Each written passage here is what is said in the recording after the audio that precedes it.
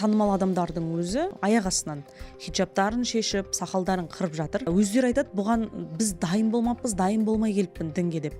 Шын мәнінде олар дайын болмады ма, әлде Қазақстанда қаржыландыру аяқталды деген сөз ба?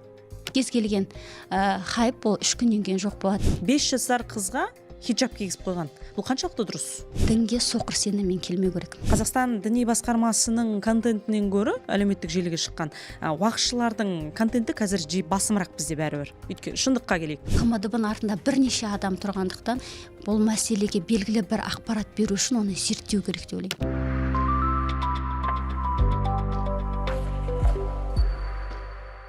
Дінді негізі саясаттандыру қажет емес, себебі деген біздің еліміздің заңында да конституциясында белгілеген мемлекет діннен бөлінген, дін мемлекеттен бөлінген, яғни деген мемлекеттің жұмысына діни бірлестіктер араласпайды, діни бірлестіктің жұмысына мемлекет араласпайды деген сияқты.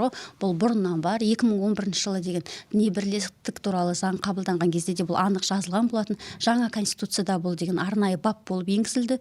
Дін мемлекеттен бөлінген, мемлекет діннен бөлінген қағидасы. Сонымен қатар бізде деген ар-ождан бостандығы бар. Кез келген адамның дінге сенсе де, сенбесе де өз құқы, өз еркі. Сондықтан бұл тұрғыда деген мен айта алмаймын. Қазір таңда осы белгілі бір тұлғалар дінді осылай саясиландырды, немесе мемлекетке саясиландырып әкелді деп. Бұл әр азаматтың қоғам алдындағы өзінің ой пікірі, өзінің ұстанымы деп білемін. Сондықтан ар-ождан бостандығы берілген. Ар-ождан бостандығы бойынша кез келген азамат өзі қай дінді ұстанса да, ұстанбаса да өз еркі. Бірақ басты маңызы мемлекет зайырлық қағидатты ұстанады. Демократиялық мемлекет біз кез келген адамның діни көзқарасын құрметтейміз, сыйлаймыз және ол көзқараспен санасамыз. Түсінікті.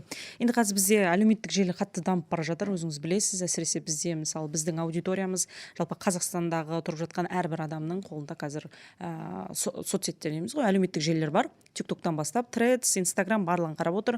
Ол жерде небір уағызшылар бар, білесіз. Тырнақшаның ішіндегі уағызшылар да бар. Өкінішке қарай біз оны қазір фильтрден өткізіп жатқан жоқпыз. Дегенмен де адамның сондай ұстаздарды тыңдап, тырнақшаның ішіндегі ұстаздарды тыңдап радикалдана бастаған біз қалай білеміз? Бұл тұрғыда айтатын болсақ, адам бір күнде радикалданбайды ғой. Ол контентті тұтынуы мүмкін, тұтынады, ондай контентті тұтынатын адамдар бар, жоққа шығаруға болмайды. Себебі бұл платформалар әлемдік платформалар ғой, бүкіл жерде деген бүкіл әртүрлі әлемнен әртүрлі ақпарат таралып жатыр. Және оны деген бір адамды бір күнде радикалданып кету деп айту қиын. Бұл бірнеше ақпаратты тыңдап, бірнеше ақпаратты ой елегіне өткізіп, сол бір ұстанымға келетін адамдар ғой. Бірінші кезекте белгісі деген оқшаулану белгісі байланады, жақындарынан, достарынан оқшауланып басады бірінші кезекте. Екінші кезекте олар деген бар ғой, шыдамсыздық болады, біреудің көзқарасына, діни көзқарасына, кейбір діни догмаларды мойындамайды, немесе заңдылықтарды мойындамайды, бір ұстанып қалған радикалды көзқарасты байқата бастайды. Ол бірден байқалмайды, жайлап келеді.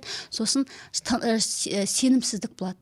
Мемлекеттің саясатына, немесе деген жақындарын айтқан ақылдарына сенімсіздік пайда болады. Өзінің бір ұстанған бағытын дұрыс деп санайды, және өзінің оқыған материалдарын ақиқат деп есептейді. Бұл бірден болмайды. Жаңа айтып, этап-этаппен бірінші кезекте ол жақындарына оқшауланып кетсе, екінші кезекте ол жақындарын ұстанған бір көзқарасына қарсы шығып бастайды. Одан кейін ата-анасымен араласпай қалатындар бар мысалы. Одан кейін ол көзқарасты мойындамай ұрысып айқайласатын кезеңге жетеді. Одан кейін бөлектеніп өзінің бағытына кетеді, және деген бір заңдарды мойындамайтын кездерге туындайды. Бұл деген жаңағымыз интернеттен алған ақпараттың күшейгені деген сөз, немесе оқыған тұтынған материалдың әсер етіп отырған деген сөз. Бұл тұрғыда егер осындай бір жақындарының арасында көрген жағдайда, бұл адамды деген менің айтады, маған қатысы жоқ, бұл адам өзімен өзі жүре берсін деп қажеті жоқ.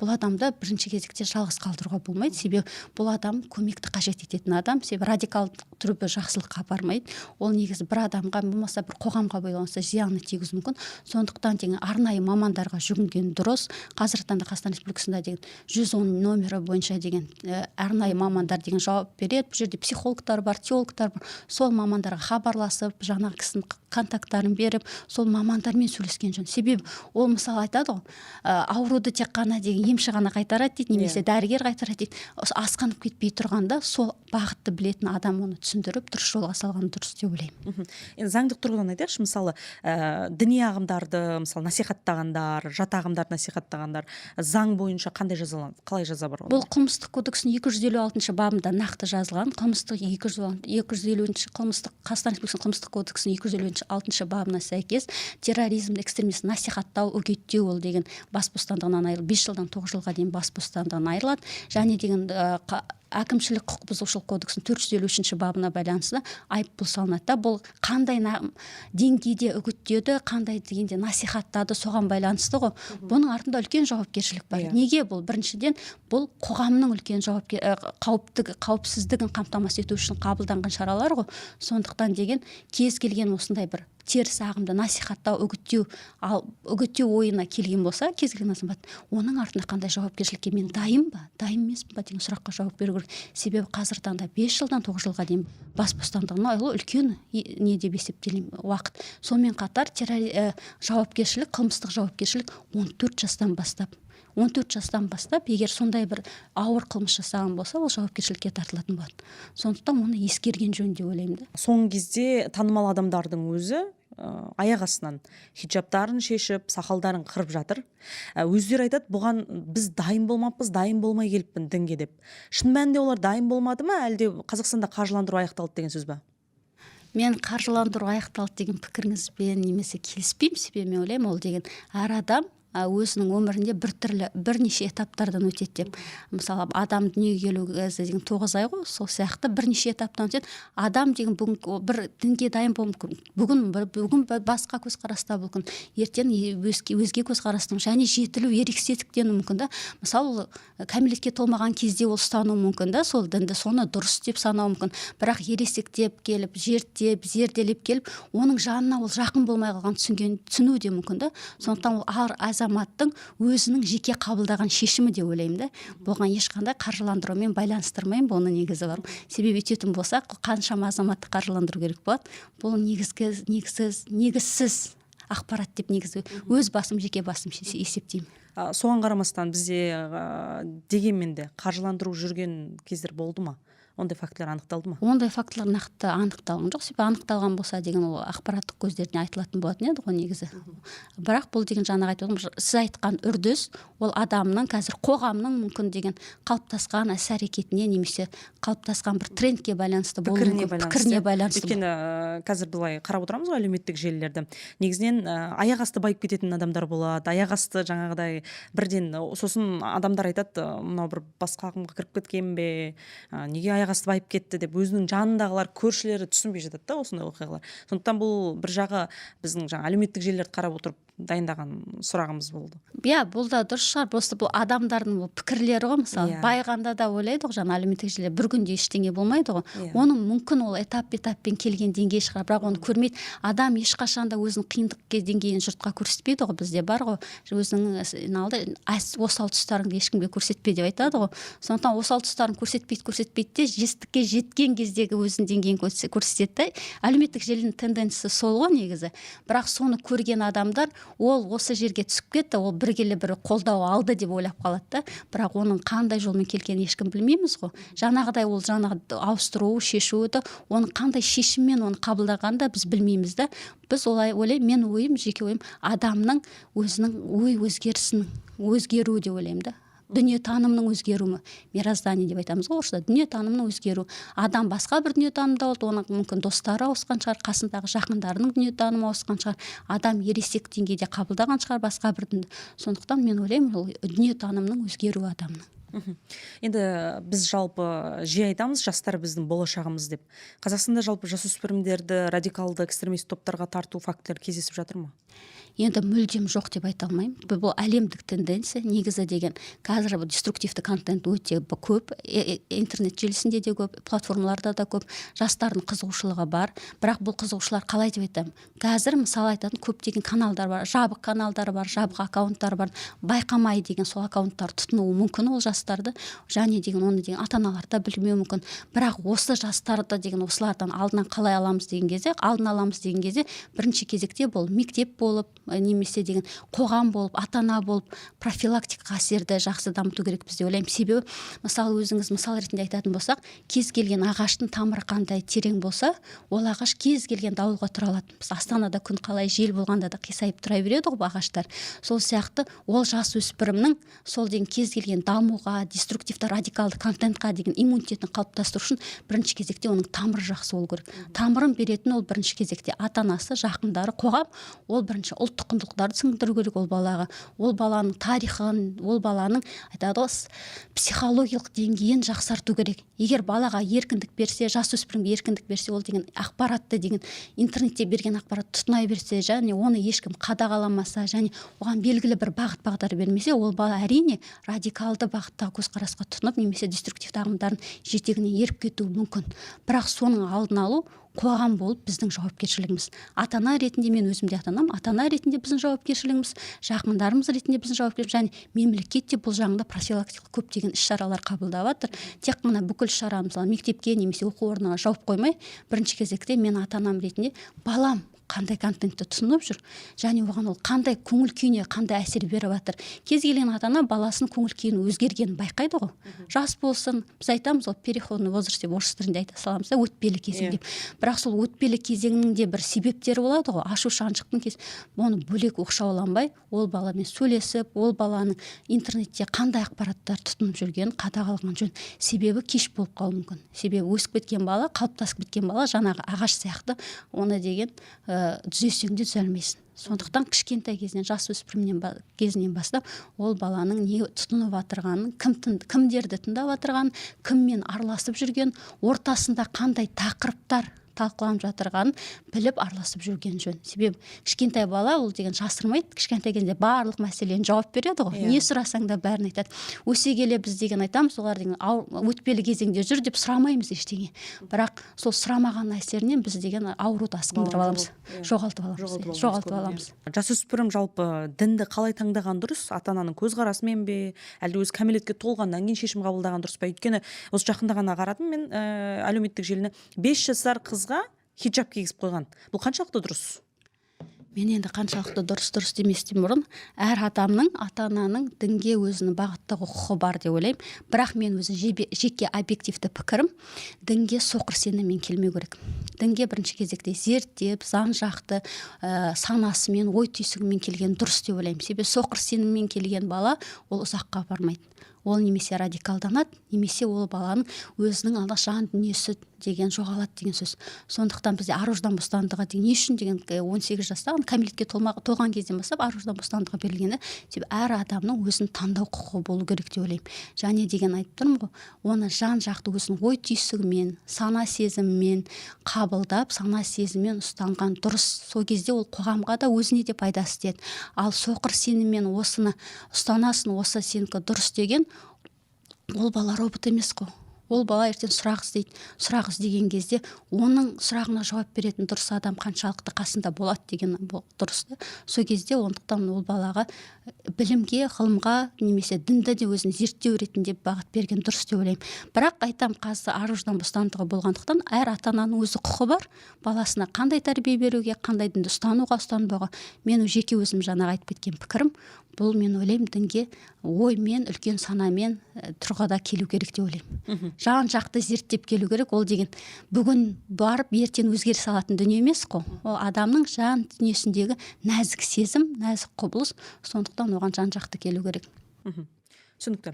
Енді біздің діни мәселелерді реттейтін Қазақстан мұсылмандар діни басқармасы деген орган бар. Орган деп айта аламыз ба? Діни бірлестік. Діни бірлестік бар. Енді бұл бірлестіктің миссиясын өзгерту керек деп ойлайсыз ба? Жұмысын? Мен жаңа сөздің басында айтып кеттім ғой сізге, мемлекет діннен бөлек, дін мемлекеттен бөлек деп, діни бірлестікте мемлекеттен бөлек, бірақ деген Қазақстан мұсылмандар діни басқармасы ол үлкен миссияны атқарып келе жатыр деп ойлаймын мен, өзім жеке пікірім. Себебі ол жерде деген бұл діни бірлестіктің басты бағыты деген ханафи мазхабын ұстанады, және бұл мазхабта ұстанған адамдарға ақпараттық тұрғыдан көп ақпараттар береді, уағыз насихат жұмыстарын жүргізеді, қайырымдылық қорларын жүргізеді деймін да. Бірақ миссияны өзгерткенде қалай өзгертуге болады деген сұрақты кез келген мысалы сұрақты қойғаннан кейін альтернатива ұсыну керек қой.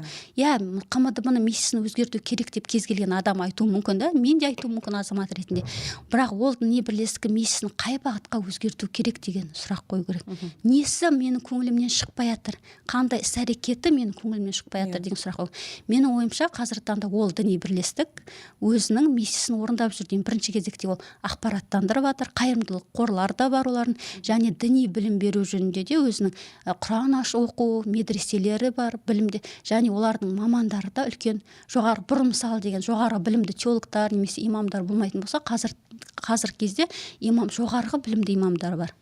Бұрын медресені бітірмей, университет, Алиасқарды бітіргенде имам теологтар бар да. Сондықтан ол миссиясын мысалы бізге көзімізге көрінбеуі мүмкін миссиясы, бірақ жаймен өзінің жеткілікті деңгейде атқарып келе жатыр деп. Бірінші кезекте ол біздің қазір қоғамдағы тұрақтылықтың көзқарасы. Кез келген діни мейрамның тұрақты түрде өтуі, кез келген мейрамның белгілі бір резонанстық оқиғасыз өтуі, бұл КМДБ-ның істеп отырған еңбегі деп ойлаймын. Себебі жақында ғана Құрбан айт болды, мерекесі, бәріміз тойлаған болатынбыз, ел болып жер болып. Мен ойлаймын, ол жерде үлкен бір тойланбай қалмаған немесе деген белгілі бір жағдай жасалмаған мәселе болған жоқ. КМДБ деген өз шеңберінде деген айт намаздарын да өткізді, халыққа деген түсіндіру ақпаратын да жеткізді деп ойлаймын. Бұның оның еңбегі бар. Я мүмкін деген жетілдіру деңгейлері бар шығар, бірақ оны жайлап ол бірлестік, біз айтып тұрмын ғой жақында, мемлекеттік деңгейде біз діни бірлестіктің жұмысына араласпаймыз, бірақ діни бірлестік өз деңгейінде жұмыс жасап жатыр деп ойлаймын. Түсінікті. Енді бұл сұрақ неге қойып отырмын? Өйткені қазір енді әлеуметтік желіге қайтып ораламыз. Өйткені әлеуметтік желіде жаңағы неше түрлі уақытшылар бар. Қазақстан діни басқармасының контентінен гөрі әлеуметтік желіге шыққан уақытшылардың контенті қазір басымырақ бізде бәрібір. Өйткені шындыққа келейік. Біз осы жағдайды қалай реттей аламыз? Мүмкін бір өзгерістер керек па? Мүмкін әлеуметтік желіде белсендірек болу керек па? Кейде жаңағы белгілі бір мәселелерге ұзақ уақыттан кейін жауап беріп жататын, 2-3 күннен кейін жауап беріп жататын жағдайлар кездесіп жатады. Бұл неге бұлай болып жатыр? Жаңағы сұрақта айтып отырсың, кейбір мәселелерге КМДБ-ның кешігіп жауап беру деп айтпаса ғой, бұл деген аудиторияны жоғалтып алу деп айту мүмкін. Сол пікірді айтып отырған шығарсыз да.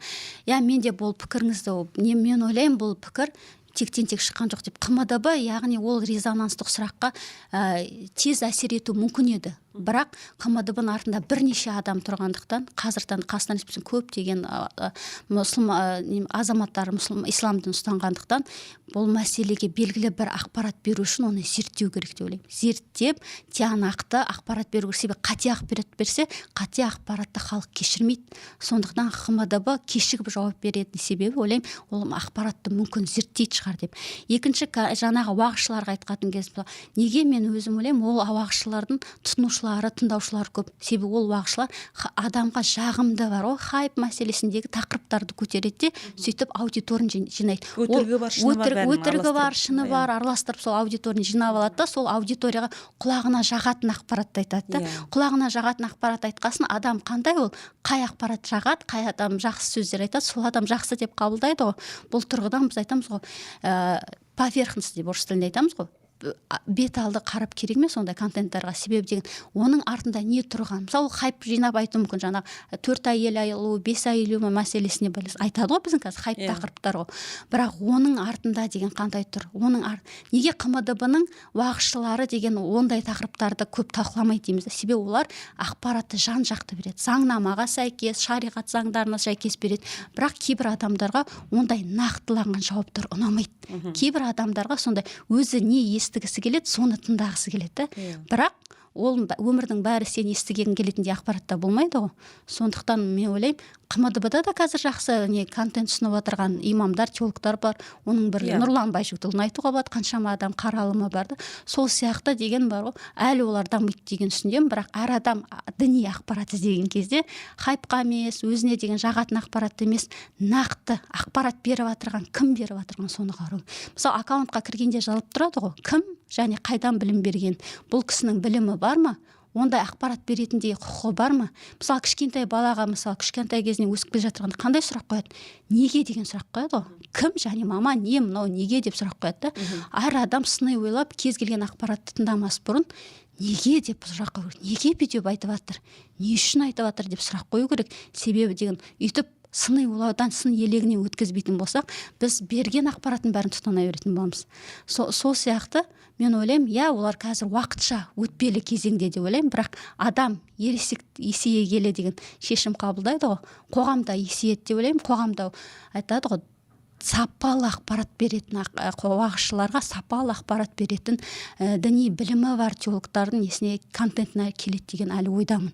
Бұл айтады ғой, кез келген хайп ол 3 күннен кейін жоқ болады деп, сондықтан бұның да кезеңі өтпелі кезең шығар деп ойлаймын. Түсінікті. Дархан Әбдіптің мынандай бір сөзі бар: дін бар жерде ғылым дамымайды, өйткені дін догма, ғылым ізденіс дейді. Осы пікірмен келісесіз бе? Мен келіспеймін. Себебі неге?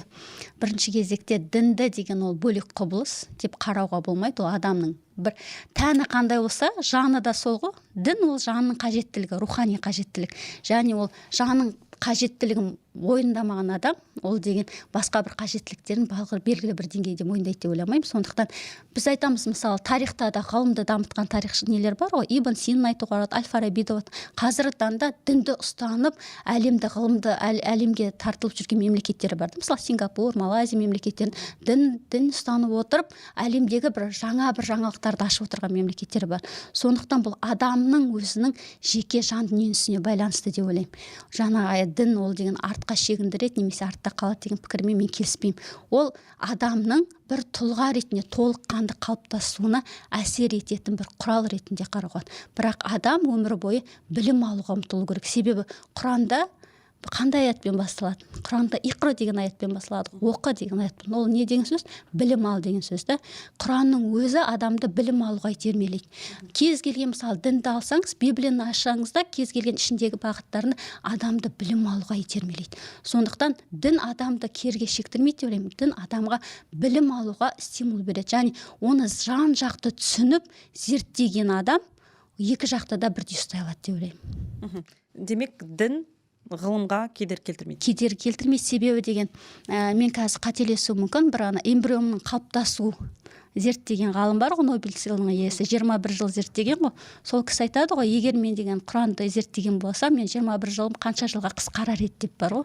Сондықтан мен ойлаймын, ғылымға дін ешқандай әсер етпейді. Адам ең бірінші кезекте өзіне не керек соны түсіне білу керек бірінші кезекте. Және қай бағытта бара жатырғанын түсінген адам, ол дінге де ешқандай бір кедергі болмайды. Себебі адам дінді ұстап жүріп, ділін де ұстап жүріп, жан-жақты дамуға болады. Бастысы адам өзінің қай бағытқа бара жатырғанын түсіну керек деп ойлаймын. Деструктивті діни ағымдар негізінен көп жағында ұлттық құндылықтарды мойындамайды.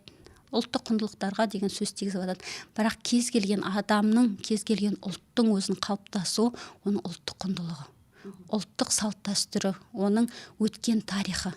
Егер адам өткен тарихын білмесе, дәстүрін білмесе, ол адам бір адасқан не сияқты, адасып кеткен, далада адасып кеткен адам сияқты ғой. Сондықтан мен айтамын, деструктивті діни ағымдардың негізгі көздеген мақсаты да сол. Адасқан адамды не кез келген өзінің айтқанын көндіріп ертіп алуға ыңғайлы болады. Бірақ егер адам өзінің қай жерден шыққанын, тарихын, дәстүрін білген адам өзінің кім екенін біледі. Және қайда бар жатырғанын біледі. Сондықтан мен айтамын, бірінші кезекте бала тәрбиесінде дәстүрдің не екенін, ұлттық құндылықтың не екенін сіңіру керек балаға.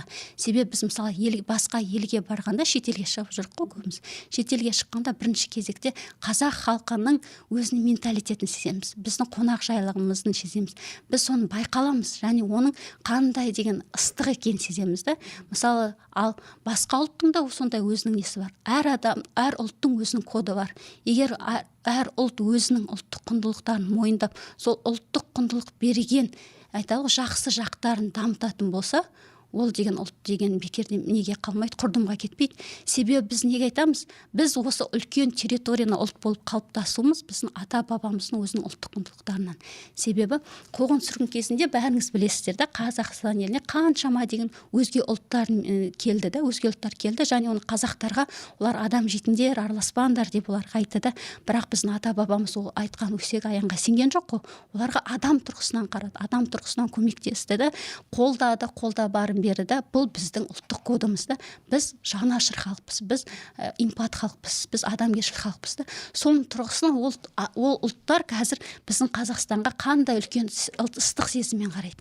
106 этнос пен 18 конфессияны бір территорияға сыйғызу ол үлкен еңбекті қажет етеді.